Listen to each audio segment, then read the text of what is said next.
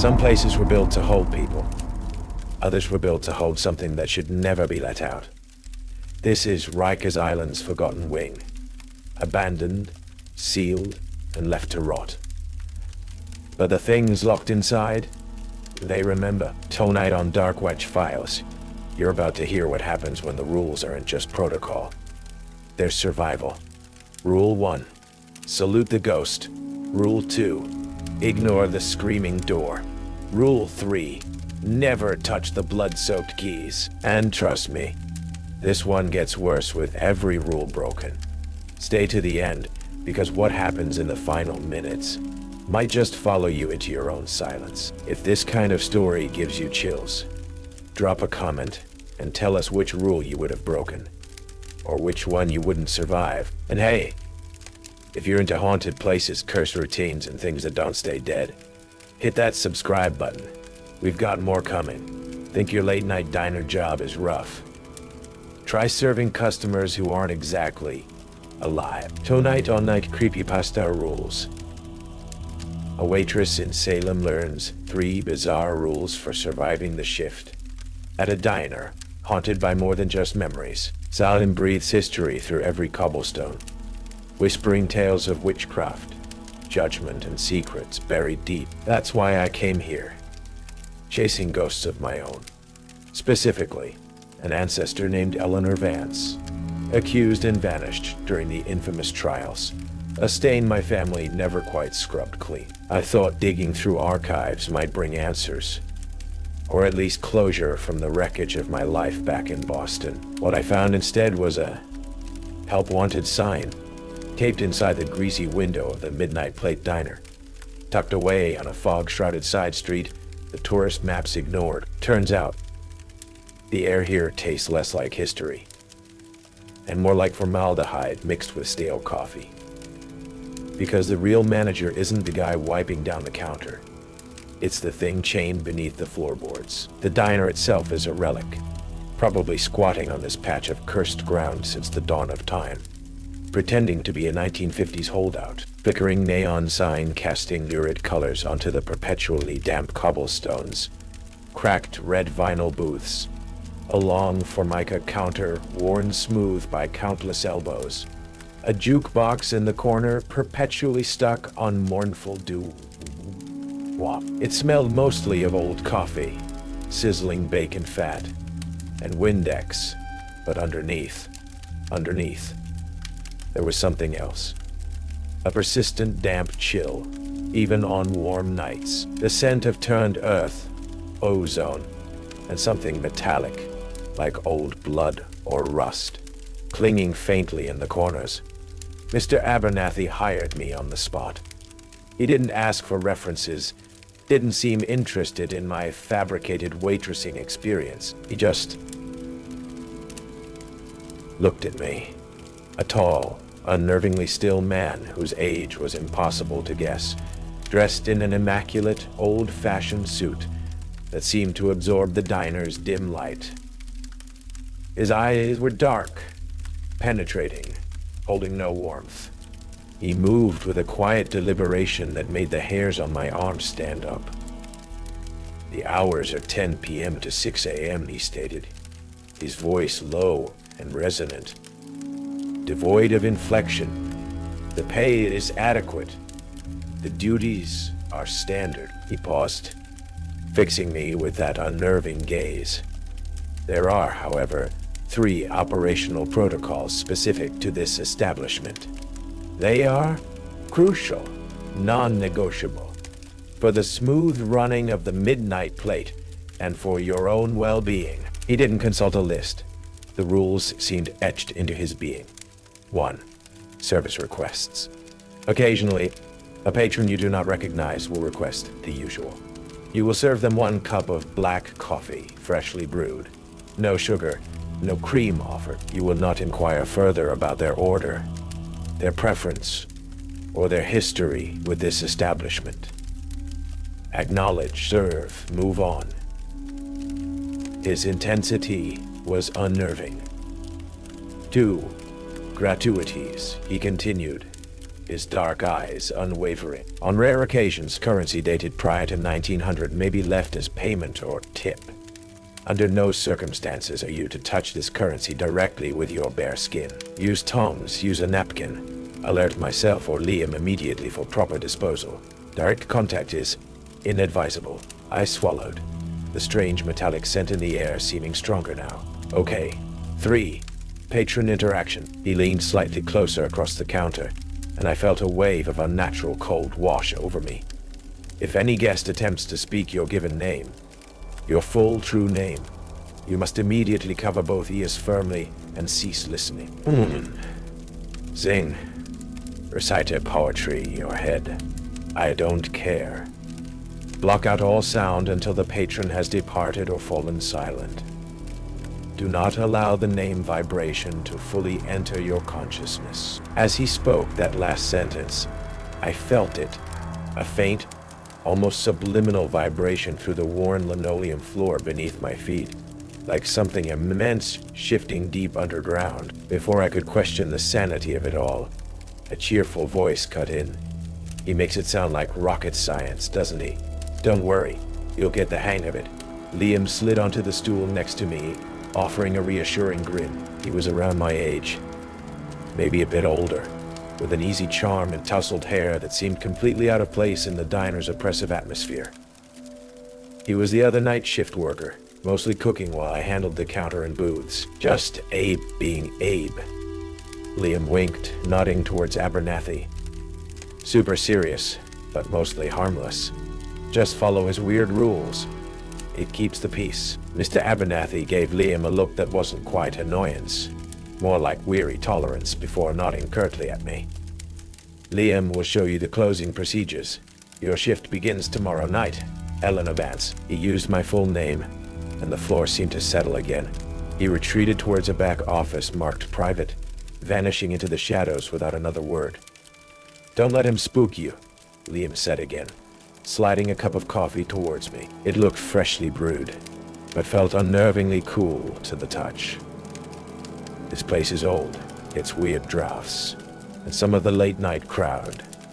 Well, Salem attracts all kinds, right?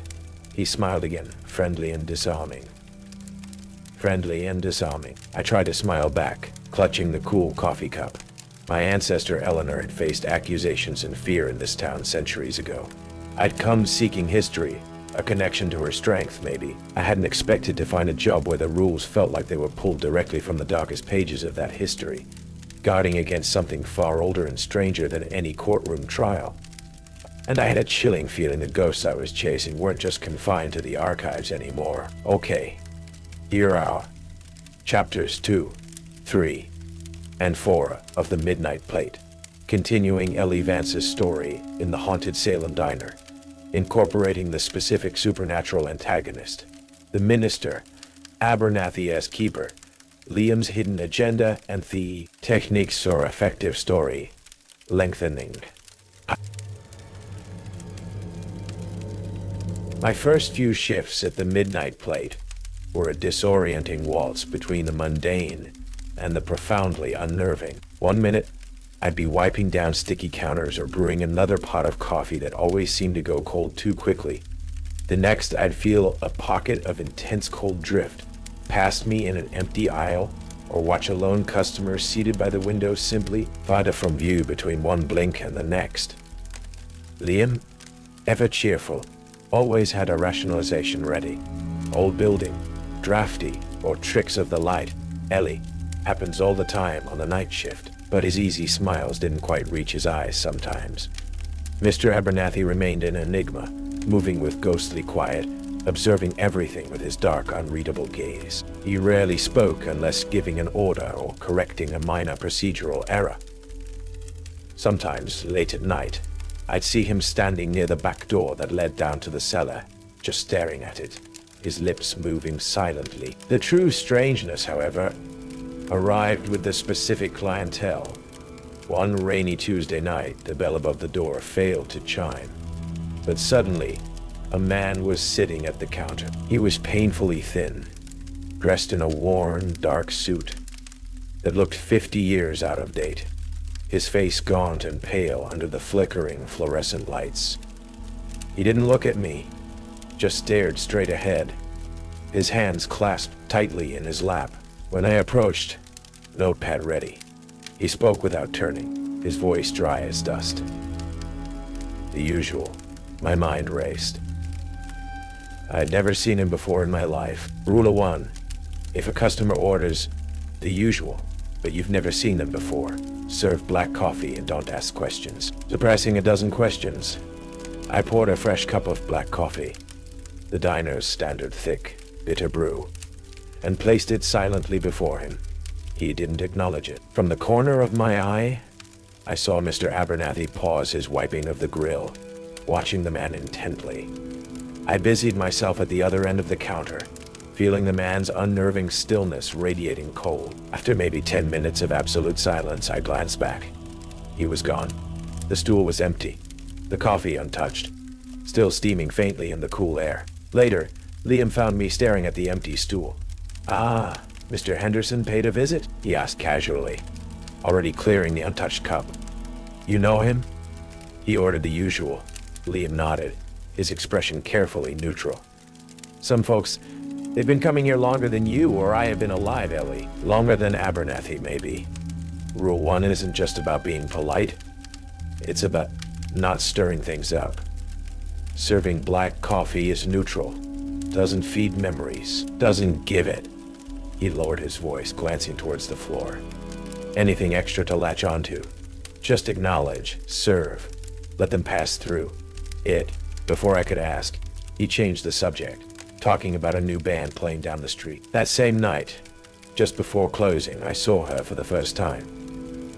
A woman in a corner booth, dressed in simple, dark, colonial-era garb, her face obscured by shadows. She wasn't eating or drinking, just sitting there, looking towards the counter. When our eyes met, she gave a slow, sorrowful nod, then looked pointedly down at the floor beneath the stool where Mr. Henderson had sat. Then, like smoke, she dissolved.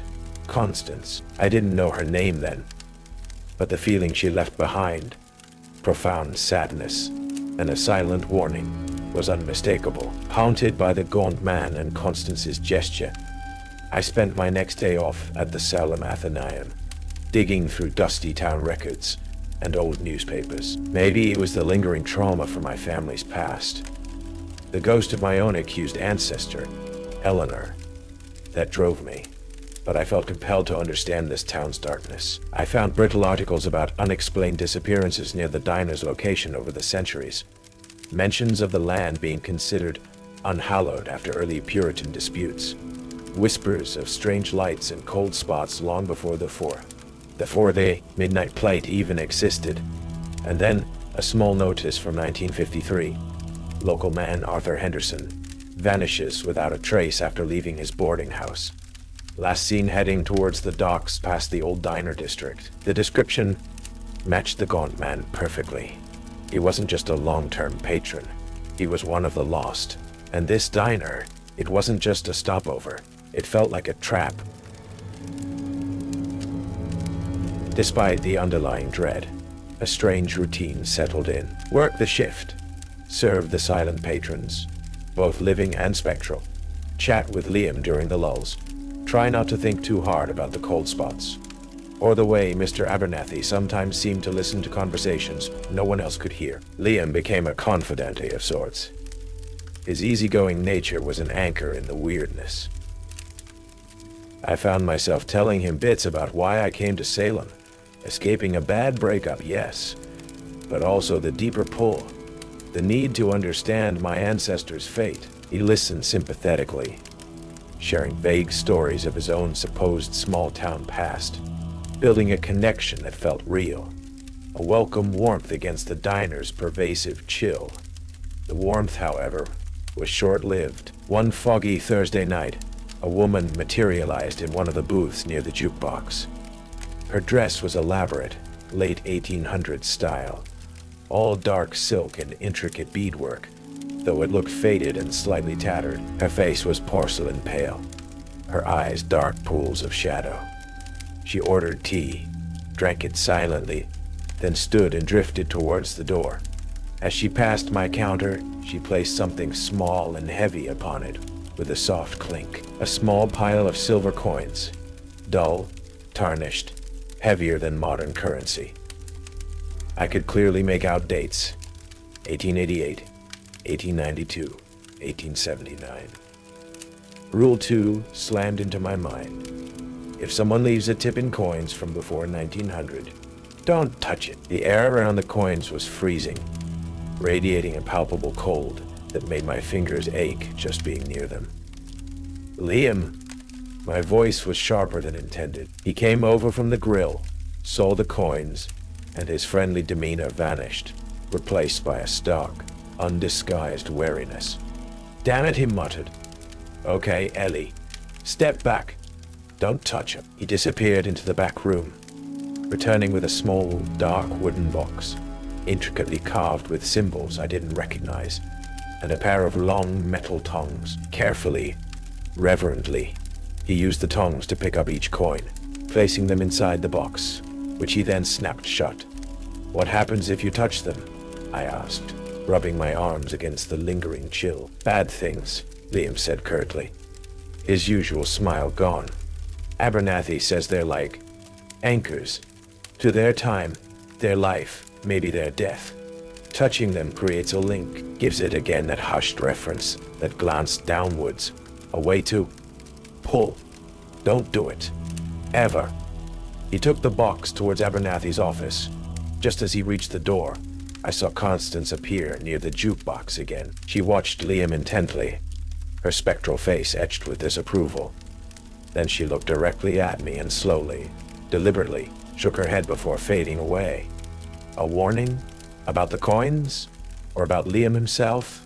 My research shifted. I looked into Salem folklore, witchcraft trials, the significance of silver and old money in binding rituals or spirit traps. Text spoke of objects holding powerful echoes of their owners, especially objects present at death or buried with the deceased.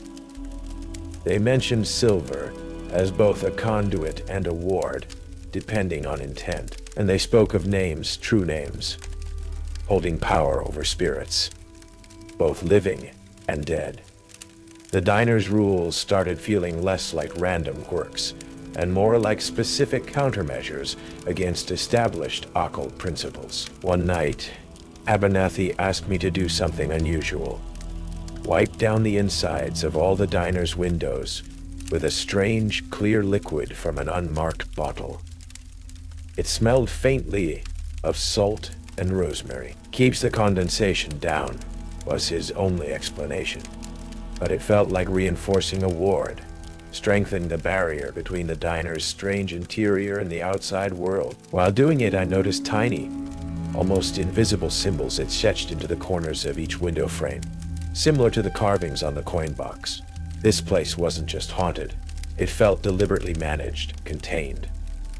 And the thought of what needed containing made the artificial warmth of my growing friendship with Liam feel suddenly, terrifyingly fragile. He knew more, I was certain, and his earlier comment echoed. The last person who didn't respect the coins isn't around anymore. Was that a warning or a threat? The air in the midnight plate grew heavier, charged, like the moments before a lightning strike. Whispers skittered at the edge of my hearing, sometimes sounding unsettlingly like fragments of my own name. Ellie. Nor. I found myself jumping at shadows, the line between the diner's mundane reality and its spectral undercurrent blurring. Liam remained my anchor, quick with a joke or a shared complaint about Abernathy's eccentricities, yet I started noticing things. The way his eyes sometimes lingered on the cellar door, the way he always seemed perfectly calm during minor spectral events that left me shaking. How did he cope so well? Or was it something else? I saw Abernathy more frequently engaged in his quiet rituals, tracing unseen patterns in spilled salt on the counter, leaving small offerings of water or herbs near the back door, sometimes standing utterly still in the darkest corner booth, hisses, head bowed as if listening to a silent confession. It wasn't just maintenance. It felt like appeasement. Then he came in. I felt his presence before I saw him. A wave of nauseating cold that extinguished the warmth from the coffee machine. He looked waterlogged, skin gray and bloated, clothes clinging damply, smelling of stagnant pond water, and something sickeningly sweet underneath. He moved with a slow, shambling gait, dripping water onto the floor, and sat directly opposite me at the counter, his eyes milky white, entirely devoid of pupil or iris. He didn't order. He just stared at me. Then his jaw worked slowly, painfully, water trickling from the corners of his mouth as he formed the sound. A wet, gurgling rasp that clawed its way into my ears. Betrayal. Through. Free. If a guest tries to speak your name, cover your ears until they're gone. Terror spiked, sharp and absolute. This felt different, more direct, more personal than any cold spot or vanishing patron. I reacted instantly, slamming my hands over my ears, pressing hard against my skull, squeezing my eyes shut. A powerful psychic pressure slammed against my mental defenses, an attempt to force the sound, the name, through. It felt like icy tendrils trying to hook directly into my thoughts. My identity. I hummed frantically, desperately, reciting state capitals, song lyrics, anything to block the intrusion, feeling the entity's cold, focused attention trying to pry my name from my essence, in the darkness behind my eyelids. Amidst the internal noise I was creating, a different voice whispered, cold and clear as ice. He needs your name to trade. The pressure intensified. Then after an agonizing eternity, it suddenly vanished. The cold receded. Silence, except for the ringing in my ears. Trembling, I slowly lowered my hands, opened my eyes. The stool opposite me was empty. The puddle of brackish water on the floor was already evaporating unnaturally quickly. Liam was suddenly beside me, placing a comforting hand on my shoulder. "Oh, Ellie, you okay?" He went white as a sheet. Nasty-looking customer, that one. Just vanished into thin air. He sounded genuinely concerned.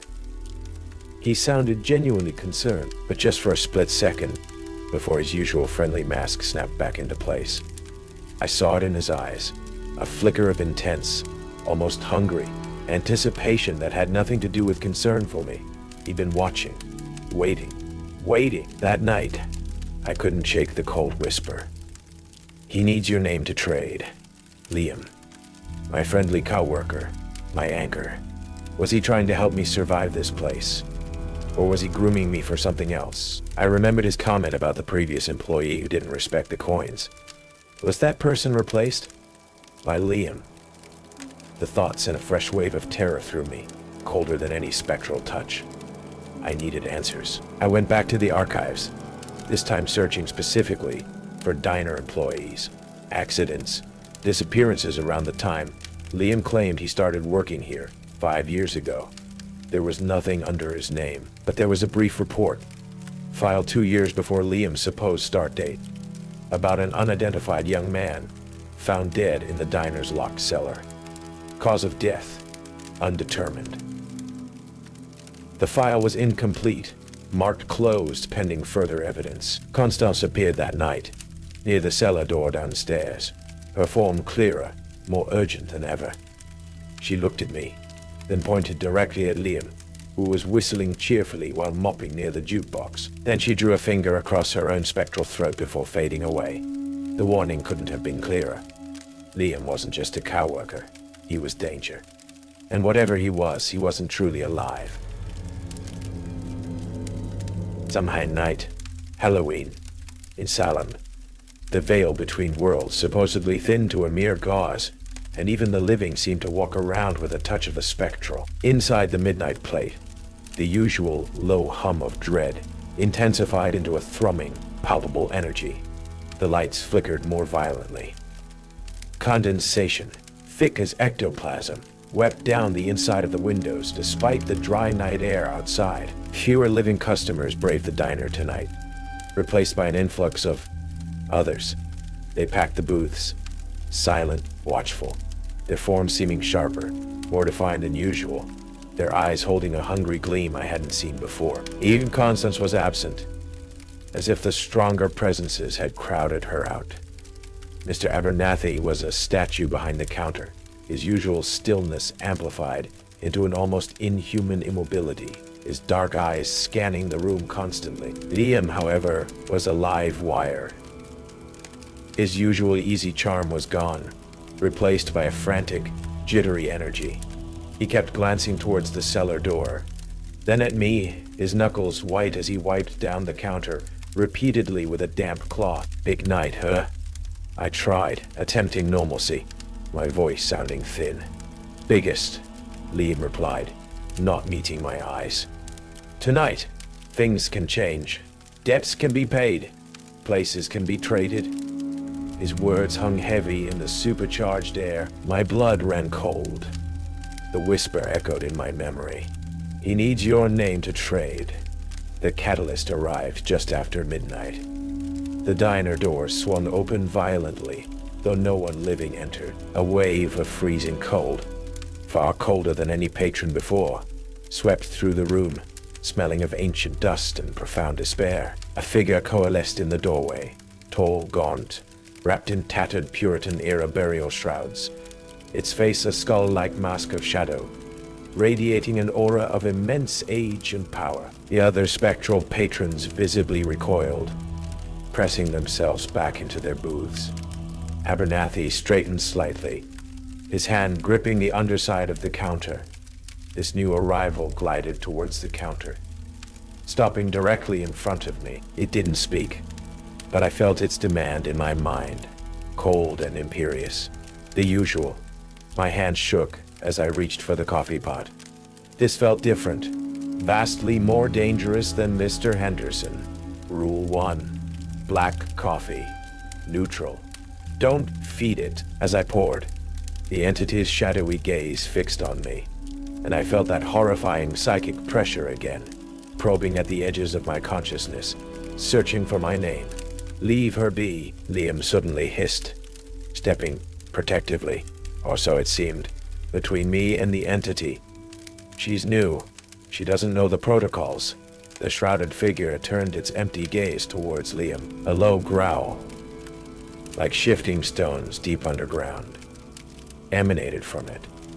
Then slowly, deliberately, it raised a skeletal hand and dropped something onto the counter between me and Liam with a heavy clack.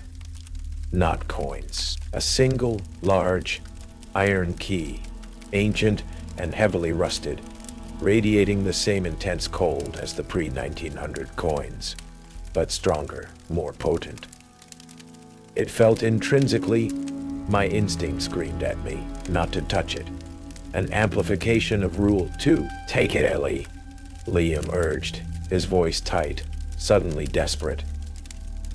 It's the key to the cellar. Abernathy keeps it locked for a reason. Take it.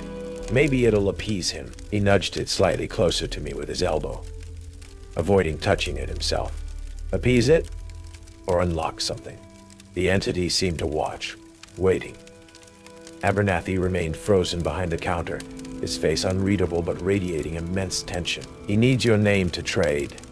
The whisper was loud now. "Trading what?" "My place."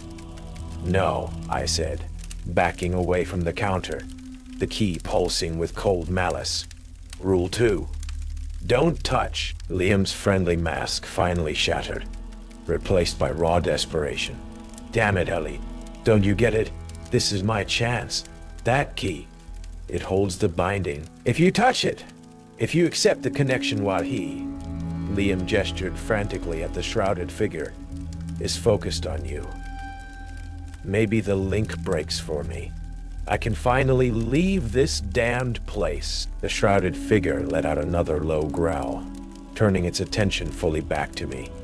It raised its other hand, pointing a bony finger directly at my face. The psychic pressure slammed into me, tenfold what I'd felt before, and the voice, not just a whisper now, but a chorus resonating from the walls, the floor, the humming lights. began chanting my name, trying to force it into existence, trying to claim it. Eleanor Vance! Eleanor Vance! Eleanor Vance! Rule 3. Cover your ears. But I couldn't move, pinned by the force of the name. The icy tendrils hooking into my mind.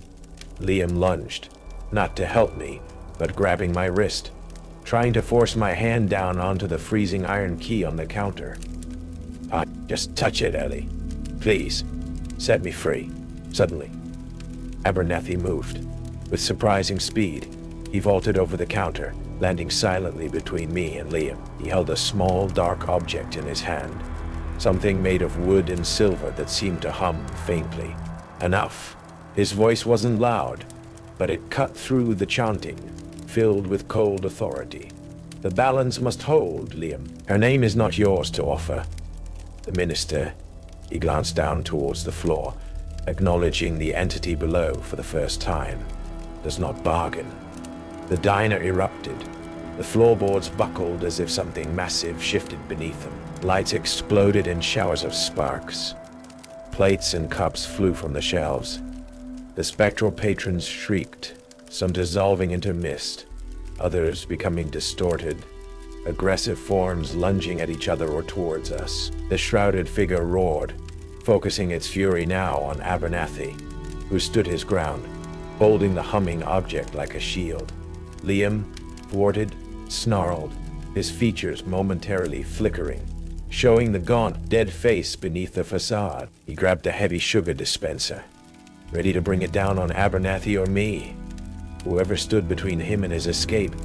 Trapped, Liam lunging, Abernathy bracing against the primary entity, the diner itself tearing itself apart under the minister's rage from below, and the psychic assault of my own name still hammering at the edges of my consciousness. I needed to break the circuit. My eyes darted around the chaos. The coffee machine, the counter, Liam's desperate face, Abernathy's humming artifact, the key pulsing cold. The key. Rule 2. Don't touch it directly. But Liam needed me to touch it. What if? Dodging Liam's swing, I grabbed the thick, damp cloth he'd been using earlier. Ignoring the name chanting hammering my skull, I used the cloth, insulating my hand, and snatched the freezing iron key from the counter. Liam froze, hope voring with confusion on his flickering face. Abernathy glanced at me sharply. The shrouded figure paused its assault on Abernathy, its empty gaze snapping towards the key in my protected hand. What are you doing? Liam breathed. Rule 2 says I can't touch it. I yelled over the din, holding the key up wrapped in cloth. It doesn't say anything about you. And with all my strength, before Liam or Abernathy could react, I threw the freezing iron key directly at Liam's chest. The moment the cloth-wrapped iron key struck Liam's chest, the effect was immediate and horrifying. It didn't bounce off.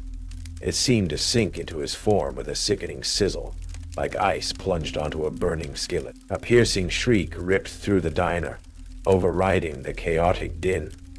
A sound of pure agony and dissolving essence. Liam's form flickered violently, the friendly facade dissolving completely, revealing the tortured translucent spirit beneath for a split second, before he erupted in a cascade of cold gray sparks that vanished before they hit the floor.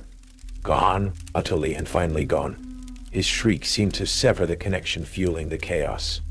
The shrouded figure, the conduit for the minister below, let out a final, frustrated roar that shook the very foundations of the diner. The red glow in its shadowy eyes dimmed.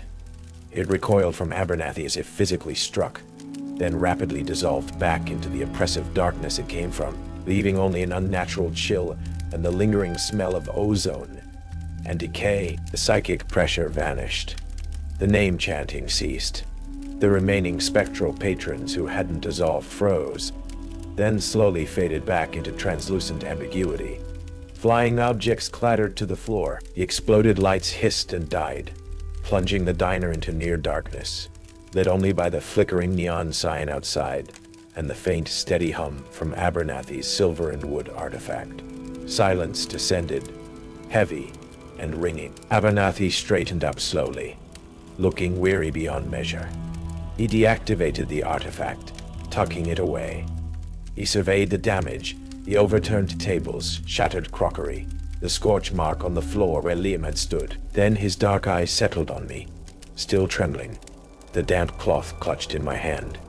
There was no anger in his expression, perhaps a sliver of surprise, but mostly just assessment. "You learn quickly, Eleanor Vance," he stated, his voice quiet but resonant in the sudden stillness. "Though your methods are unorthodox." "Liam," I started, my voice hoarse. "Was he?" "Bound," Abernathy confirmed, nodding slowly. "Killed in the cellar 70 years ago, trying to steal something he shouldn't have. The minister marked him. He's been trying to find a replacement ever since. The key you threw was part of the original binding lock downstairs. By forcing contact through you, his intended replacement, while the minister's attention was focused, you overloaded his anchor." He paused. "Whether that freed him or merely obliterated him, I cannot say. It makes little difference to the balance. The balance. Always the balance. And the shrouded thing. The minister," Abernathy sighed, a sound like dust settling in an empty tomb. "The minister is contained. For now, it resides below, an ancient hunger bound to this place, drawn by Salem's unique resonance. It feeds on echoes, strong emotions, life force carelessly offered. The patrons are drawn here by its presence, and by the echoes of others. The rules," he gestured to the room, "are not arbitrary. They prevent connections. They limit feeding. They stop it from gaining a true foothold in the world above its prison."